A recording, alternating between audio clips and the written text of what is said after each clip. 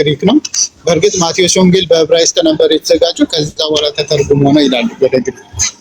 እኮኛም ግሪክ ሰብቷጀንት ኢየሱስ ከመምጣቱ በፊት 9:6 ኢሳይያስ 9:6 ሲተረጉሙ የካውንስሉ መልእክተኛ እንጂ የዘላለም አባት እንዲሁም ድንቅ መካር ኃያል አምላክና የዘላለም አባት የሚሉት ቃላቶች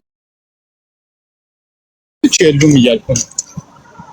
ኦኬ እሱን አሁን እንደዚህ ያስፈልገዋል አናወራበትም። ግን አሁን እኛ ላይ ያለው ላይ አለ። ስለዚህ ያንን ነው አክሴፕት የምናደርገው። ያ ነው እግዚአብሔር ቃል ትክክለኛው ብለን አክሴፕት የምናደርገው።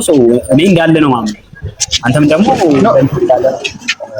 ነግረኛል። እሱ ኤቪደንስ ይፈልጋል። ዛሬ ያው ግሪክ ሰብታጀንት ከኢየሱስ በፊት ያለው ትርጓሜ እንዴት ነው የሚሆን? ያው እንደውም ኦርቶዶክስ ብዙ የምትደገፈው እሱ ላይ ነው የግሪክ ሰብታጀንት። ግን እኔ ምን እያልኩ ነው ይሄኛው ማስረጃ እንዳይሆነ አንደኛ ይሄንን የተጠቀመ የትኛው ሐዋርያ የለም። ገብቷል? 9:6 ለኢየሱስ ነው ብሎ አንድም ሐዋርያ አልተጠቀሙም። ኢየሱስም ይሄ ለኔ ነው አላለም። ሐዋርያም ይሄንን ያህል የለም። ለምንድን ነው ስትል ምክንያቱም ታሪኩ የታወቀ ነው፣ በጣም ግልጽ ነው። የለም ማለት ስላልሆነ ነው የሚል አይነት ኮንክሉዥን ድሳራ እኮ ፋላሲ ነው። አይ እሱን አይደለም እኔ ያልተጠቀሙበትን ምክንያት ልነግርህ ነው። ለምን አልተጠቀሙም የሚለው ማለት ነው እንጂ አለመጠቀማቸው የእሱ አይደለም የሚለውን ያስይዛል ወይ ሲባል አይ ላያስይዝ ይችላል። አለመጠቀማቸው በሆነ ጉዳይ ላይ ይጠቀሙት ይችላል። ግን ይሄን ዋና መሰረታዊ ነጥብ ይረሳሉ ማለት ራሱን የቻለ ችግር ሆኖ ግን ደግሞ እንድታየው የፈለኩት ምንድነው ይሄ ክስተትን ያልተጠቀሙበት ይሄንን ጥቅስ እና ማቴዎስ ስለሌላ ነገር ስለሌላ አካል የተጠቀሰን ጥቅስ ስለሌላ የተነገረን ጥቅስ እየተጠቀሙ ይሄን ግልጽ የሆነ ጥቅስ ይተዋሉ ወይ የሚለው ነገር አጣብቂኝ ነው። ለምንድን ነው ይሄን ያልተጠቀመው ካልከኝ ይሄ ታሪክ የታወቀ ስለሆነ ነው። በእስራኤል ዘንድ 9:6 የተነገረው ለማን ነው? ለምንድነው? ለአካዝ ለሚባል ሰው ነው የተነገረው። አካዝ ለሚባል ሰው የተነገረ ነገር ግን 7:14ም ለሱ ነው። እንትንን ይሄ ምንድነው የአማርኛ መዝገበ ቃላት የመጽሐፍ ቅዱስ መዝገበ ቃላት ላይ የተነገረው ይሄ 7:14 እንትን ነው ብሎ ነው የሚያስቀምጠው በጊዜው ለነበረ ሰው ግን ለኢየሱስ በደብል ትንቢትነት ያገለግላል። በደብል ትንቢትነት ለኢየሱስ ድርብ ትንቢት የሚባለው ማለት በድርብ ትንቢትነት ከሆነ ለኢየሱስ የሚያገለግለው ስለዚህ ለዛኛው አካል መጀመሪያ ለጸደቀለት አካል ለሱ ያን ንግግር መነገሩ እሱን አምላክ ካላረገው ለኢየሱስም ቢነገር ኢየሱስን አምላክ አያደርገውም የሚለው መያዝ ይችላል። ለምንድን ነው ያኛውን አካል ከየትኛው ማለት በምንድን ነው የፈታው? አሁን በማን ፍቺ መሰረት ነው የሄድከው? የመጀመሪያውን ሌላ ሰው ነው ግለሰብ ነው ለማለት ማለት ነው። በማን ፍቺ ነው የሄድከው? እኔ በክርስቲያኖችም እየነገርኩ ነው። ችግር የለውም። እሺ እዚህ ነገር ላይ እሺ ስለዚህ አሁን አንተ ክሌም እያደረክልኝ ያልሽው ምንድነው? አንድ ነው የሚል ነገር አክሴፕት ስላደረግን እኛ የሚል ነገር ከመጣ በተለያየ ኢንተርፕሪቴሽን እንወስደዋለን። ቅድም እኔን ግን ምን እያላችሁ ነበር? እኔ የሚል አለ። ስለዚህ እኔ ብቻ ማለት ነው በቃ እኔ ነኝ ምናምን ብላችሁ እንደ ሌላ ኢንተርፕሪቴሽን ላለመቀበል አይነት ሞከረ አይቻሉ እና ስለዚህ አሁን እኔም አንደኛ እንዳልተቀበል የሚያደርገው ቅድም እንዳልኩ አንድ ነው የሚለው የጸና ትምህርት ነው። የጸና ትምህርት እያለ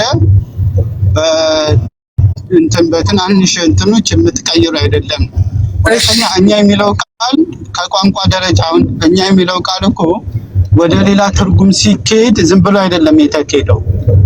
ይሄ እኛ የሚለው ቃል በዕብራይስጥ ቋንቋ የተለመደ ቋንቋ ነው።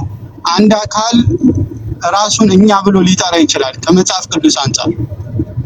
ስለዚህ እኛ ብሎ ሊገልጽ ከተቻለ ስለዚህ እግዚአብሔር አንድ ነው የሚለው የጸና ስለሆነ እኛ የሚለውን ሁለተኛ ትርጉሙ ከመጽሐፍ ቅዱስ አንፃር ስለሚያስኬድ ነው ወደዛ የቀየሩት እንጂ ዝም ብሎ ከመሬት ተነስቶ በቃ የመጀመሪያው እኛ የሚለውማ አንድ ነው የሚለው ስላለ በዚህም ተርጉሙ አይደለም። ገብቷል? ያ ትርጉም ከዕብራይስጥ ቋንቋ ጋር የሚያስኬዳቸው ስለሆነ እሺ አሁን እነሱ ምንድነው አይሁድ ይጠብቃሉ አይደለ? የእግዚአብሔር መገለጥ ኢየሱስን ባይቀበሉትም እንደሚመጣ ያምናሉ። መሲሁ ይመጣል ብለው ያምናሉ። መሲሁ እነሱ የሚጠብቁት መሲህ ከባርነት ነፃ ያወጣናል፣ እንዲሁም ደግሞ ሌሎች አህዛብ ደግሞ ለኛ ባሪያዎች አገልጋዮች ይሆናሉ ብለው ይጠብቁታል። ኢየሱስንም በዛ መልኩ ስላላገኙት ነው ያልተቀበሉት። እነሱ በቃ እሺ ችግር የለውም። ብሉይ ኪዳን ላይ እንዳለ ብዙ ነው ያለው። እንግዲህ አንተም አውቃቸዋለሁ ብለሃል። እንግዲህ ጀነሲስ ላይ እንዳለ በጣም ብዙ ነው ያሉት። ከዛም ደግሞ አለ ብዙ ቦታ እና እነዛን በቃ አንድ ነው የሚል ትምህርት ስላስቀመጠን እዛ ነገር ላይ እንዴ እሺ ችግር የለውም። እሺ ወደ በሐዲስ ኪዳን አንተ ራሱ እኮ ሶስት ነው ስትል እኛ የሚለው እኮ በሶስት የተገደበ አይደለም አይደል? እኮ ብዙ እኮ ከዚህ በኋላ ቢያንስ ከአንድ በላይ እንደሆነ እኮ ያሳውቃል አይደለ? ገባኝ እኮ ከአንድ በላይ ነው ብንል ራሱ እያልኩ ነው አያስኬድም እያልኩ ከመጽሐፍ ቅዱስ ተግሻለሁ። ግን ከአንድ በላይ ነው ራሱ ብንል ስንት ነው የሚለው ራሱ ምንም የምናስቀምጠው ነገር የለም እያልኩ እኮ ከአንድ በላይ እንደሆነ እኮ ከአንድ በላይ እኮ እንደሆነ አውቀናል። ከዛ በኋላ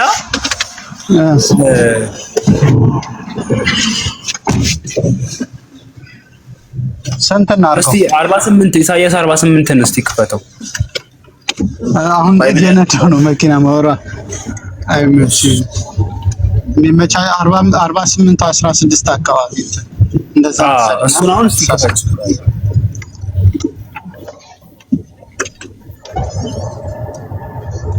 ሀሳብን አውቄዋለሁ። እሱ ጋር ትንሽ እንትን ነገር አለው፣ ግን እሱንም መረዳት እንችላለን። አሁንም ኢንተርፕሪቴሽን አሁን በጣም እኮ አሁን እንዳለ ያሉትን ነገር ኢንተርፕሬት እያደረግን እንደዚህ እየሄድን ደግሞ አንተ አሁን ቅድም አንድ ለመሆኑ 100 ምናምን ማስረጃ አለ። ከዛ ደግሞ እዚህ ጋር ደግሞ ከአንድ በላይ ለመሆኑ ብዙ ማስረጃ አለ። እነዚህን እየለወጥን እየጠመዘዝን መሄድ ደግሞ ያ it doesn't make sense። ለምንድን ነው በሶስት መጠምዘዝ? ምንም እኮ ማስረጃ የለም። ሶስት ነው የሚለው እኮ ምንም አይነት ማስረጃ ከአንድ በላይ እንደሆነ ነው። ከአንድ በላይ እንደሆነ እንደ አንድ ነው የሚለው ምንም ጥርጥር የለው። የጸና ትምህርት ነው እያልኩ እኮ የጸና ምንም አንተ ነህ እኮ ያደረግከው። አሁን እኮ እኔ አይደለሁም መጽሐፍ ቅዱስን መሰረት አድርጌ የጸና ትምህርት ነው ስለ እንደዚህ ዝም ብሎ ስሜት ከመከተል ወይ ደግሞ አንድ ነው ስለ ዓለም ብቻ አይደለም። አንድ ነው የሚለው ትምህርት የሚገርም ነገር እግዚአብሔር ሲናገረው ታያለህ፣ ነብያቶች ሲናገሩ ታያለህ። ሲናገሩትም ደግሞ በአንድ አይነት መንገድ ብቻ አይደለም፣ በብዙ አይነት መንገድ ይናገሩታል። ለምሳሌ አንድ ነው የሚለው በቃል ደረጃ መጥቷል። ከእርሱ ውጪ የለም የሚለው ከእኔ ውጪ እያለ ይናገራል። ከአንተ ውጪ እያሉ ነብያቶች ያናገሩ። ከአንተ ውጪ የለም፣ ከእናንተ የሚል የለም። አንድ እንኳን ከእናንተ አይሉ። ገብቷል? የጸና ትምህርት ነው። አንድ ነው በቃል ደረጃ አለ። ከእኔ ውጪ ሌላ አምላክ የለም ይላል። ከእርሱ ውጪ ሌላ አምላክ የለም ይላሉ። ከአንተ ውጪ ሌላ አምላክ የለም እያሉ ያናገሩታል። እንደዚህ የጸናውን ትምህርት ዝም ብሎ የሆነ ነገር አግኝቶ ለመቀየር መሞከር አንተም እንትኑና ኒውትራል አንተ የሆነ በጣም ወደ አንተ ያኛውን አክሴፕት ስላደረግ እንዲህ እንትን እያልክ መናገርም የለብም። ግን ምንድነው እዚህ ጋር ሁለቱም ወደ ኢንተርፕሪቴሽን ነው እየሄደ ያለው። ሁለቱም አንድ ሲል ሲጀመር እኮ በእኛም እኮ አንድ እኮ መሆኑን እኮ አንክድም አይደል እንዴ?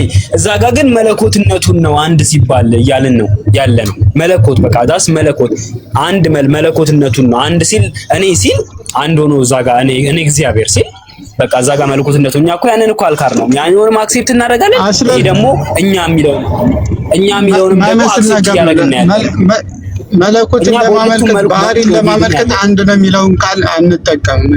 ይሄ እኮ ክርስትና ያመጣው ችግር። ብዙ አማልክት አሉ። ብዙ አማልክት እኮ አሉ አይደለ? ከብዙ አማልክት እኮ ያሉት በፐርሰንት ደረጃ ነው፣ በምንነት ደረጃ ብዙ አማልክት ያሉት። አሁን አሕዛብ የሚያመልኳቸው ጣዖታት መቼም ከእግዚአብሔር ጋር ተመሳይ ባህሪ ናቸው። ስለዚህ አንድ ነው ብለን እንጠራላቸው ያልከኝ አይደለም። እነሱ ሌላ ባህሪ ናቸው። ሶ እግዚአብሔር እኔ እያለ ራሱ እኔ አምላክ እያለ ከነዛ ግዑዝ ነገራቶች እኮ ናቸው አይደል? ከግዑዞቹ ነገር ይለያል። ግዑዝነት እኮ ባህሪ አማልክት የተባለ ዳኒ ኖ ለምንድን ነው አማልክት የተባለ? ለምን አምላክ አልተባለ? ብዙ ግዑዝ አማልክት ለምን ተባለ? ግዑዞች ምን ስለሆኑ? ብዙ ስለሆኑ ብዙነታቸው ምንነታቸው ነው ማንነታቸው ብዙነታቸው በምንድን ስማኝ እነዛ ነገሮች ግዑዝ ሊሆኑ ይችላሉ ወይም ደግሞ አላይቭም ሊሆኑ ይችላሉ ሳምቲንግ የሆነ ብቻ ለነሱ ያው ግዑዝ ነገር እኮ